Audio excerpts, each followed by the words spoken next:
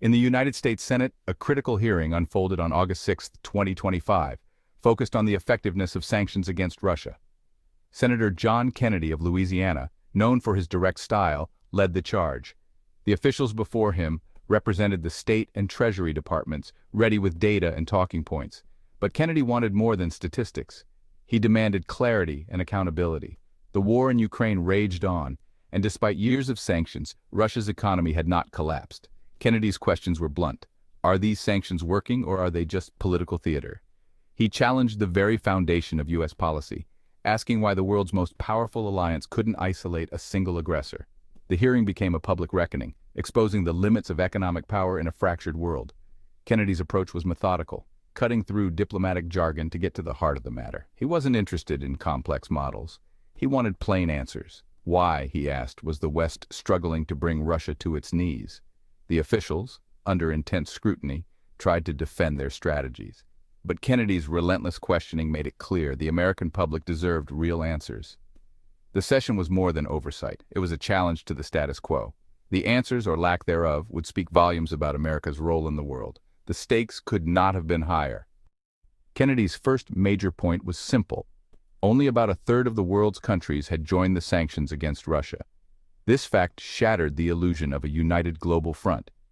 Kennedy pressed, how effective can sanctions be if most of the world refuses to participate? He painted a picture of a divided world. West versus the rest.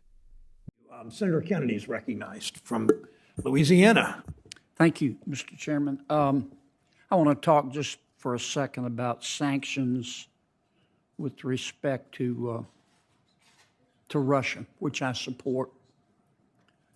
I think most of us do. Only a third of the world's population lives in countries that have both condemned Russia's invasion of Ukraine and have agreed to join into the sanctions imposed by the United States and the West.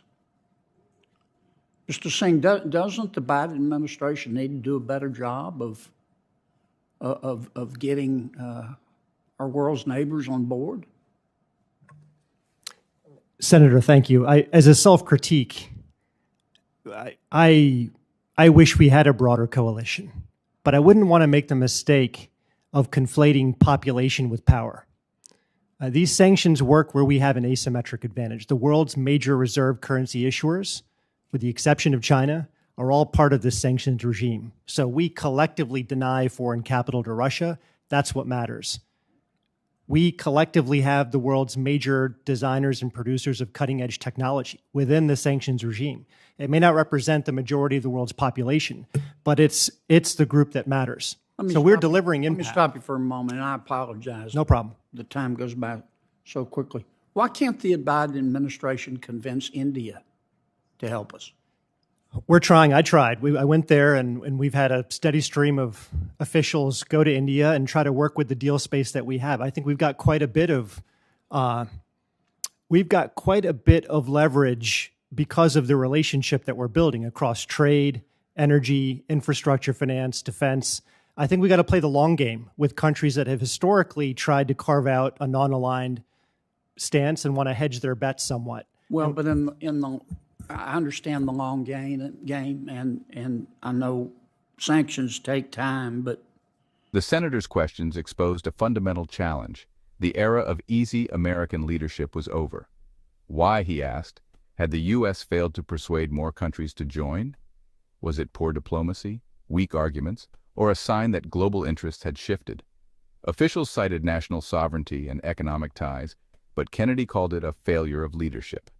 Many in the global South saw Ukraine as a European problem and resented being asked to sacrifice for it. Kennedy made clear, without broader participation, sanctions would always have limited impact. Russia would find alternative markets and partners. Sanctions work through isolation, he argued, and the target was far from isolated. He demanded specifics.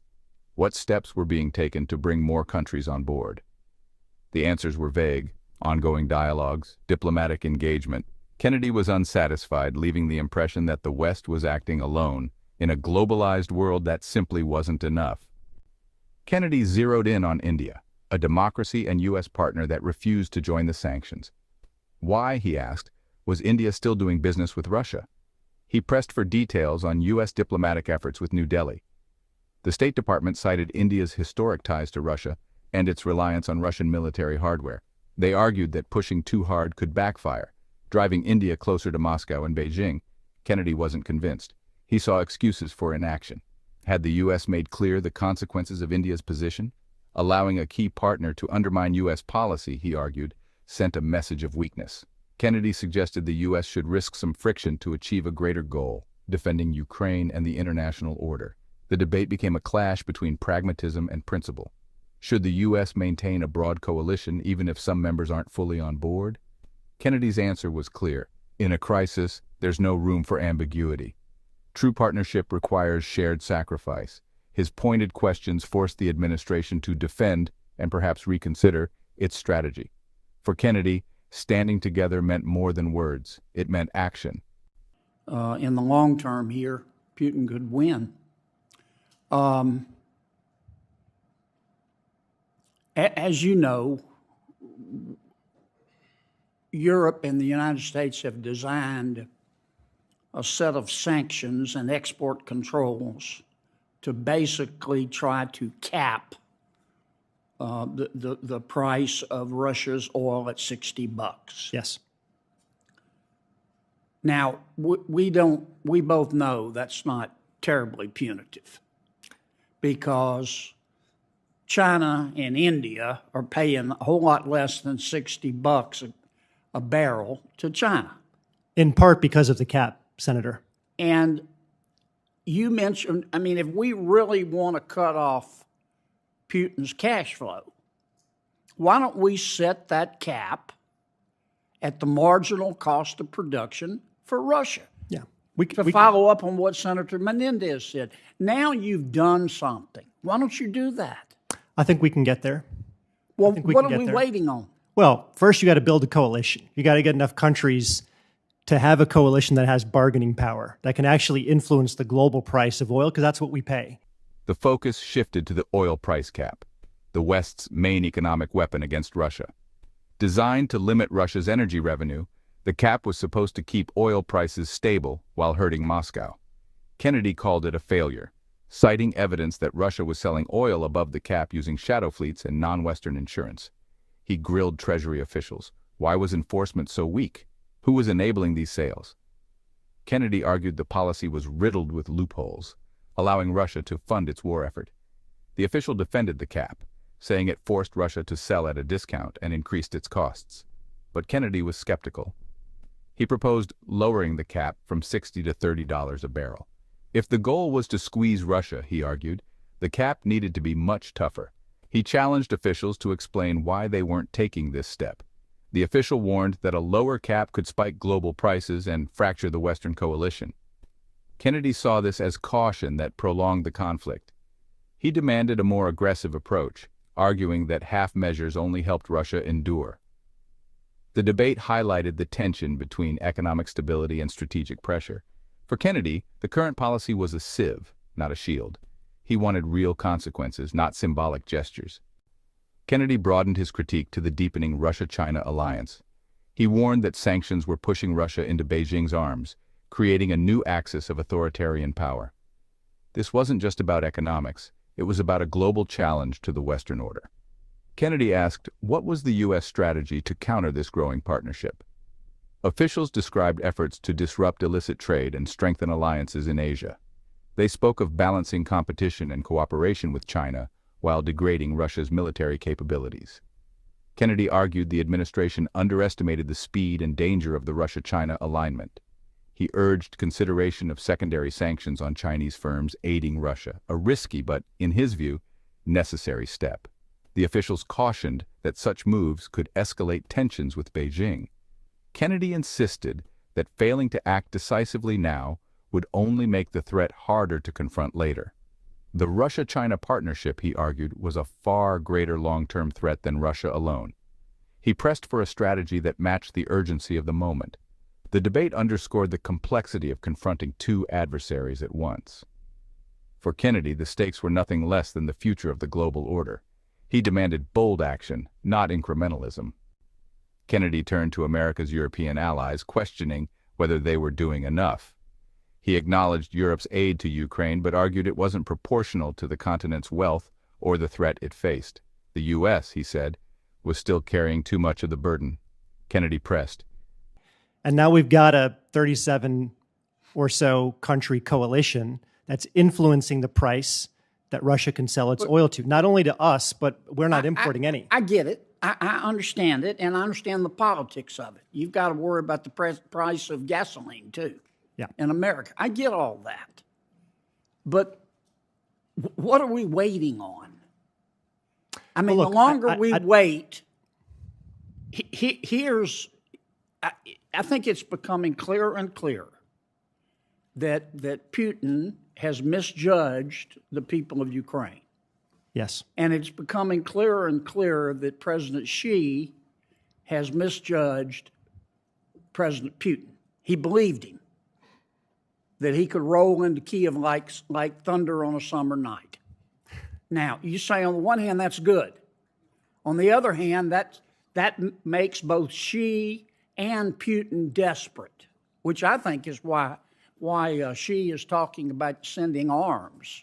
Was the administration demanding more defense spending and tougher sanctions enforcement from Europe?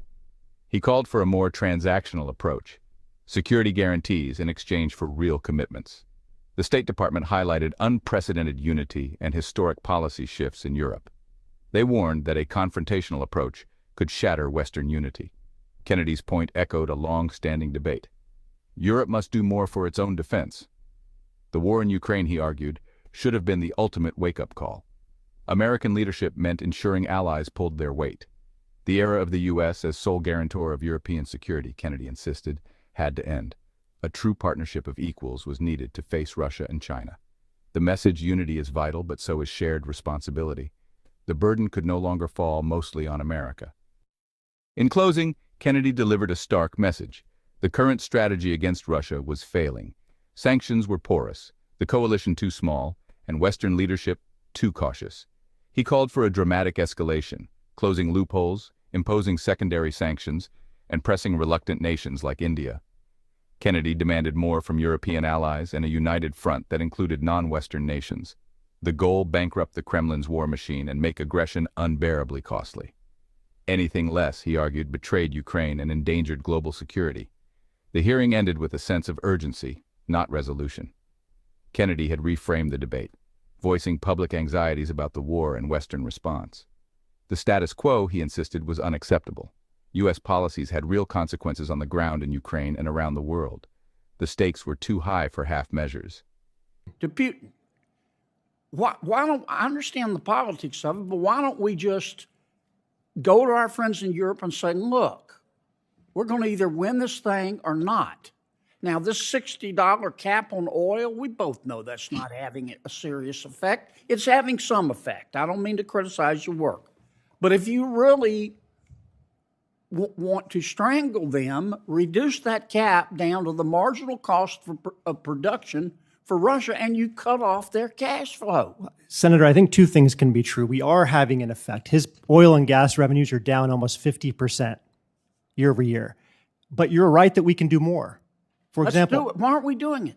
Well, I'm no longer in the administration. Maybe we are working on it. Yeah, but you got friends there. Sure. Maybe we are. I mean, I don't mean to just pick on you. Well, no, but you're a very these are smart fair guy, and I've questions. learned a lot listening to you. Gentlemen, do y'all have any thoughts on that? I think you make very fair points. Dileep's point is a very good one, which is it's just hard sometimes to build a coalition. If you saw the argumentation within the EU over the $60 price cap was as far as I can tell from an outsider's view, a knockdown, drag-out fight within the EU. And so, because I think there were countries like Poland who wanted a much lower cap, but then there were other countries who wanted a higher cap. Well, and excuse me if you interrupt them, but Yeah. I'm about out of time. Let's just face reality, okay? Europe If we've learned nothing from this, we've learned that Europe is totally dependent on the United States of America for its security, period. And if were it not for the United States of America, Putin would be in Paris right now. I think we need to get a little tougher and firmer on our friends in Europe. I'm sorry, Mr. Chairman. Thank you for your indulgence. Thank you, Senator Kennedy. Kennedy's grilling was a call to action, led with clarity, strength, and purpose. Standing up to aggression required tough, sometimes risky decisions and a truly united global front. His final, unspoken question lingered. If not now, when? If not us, who?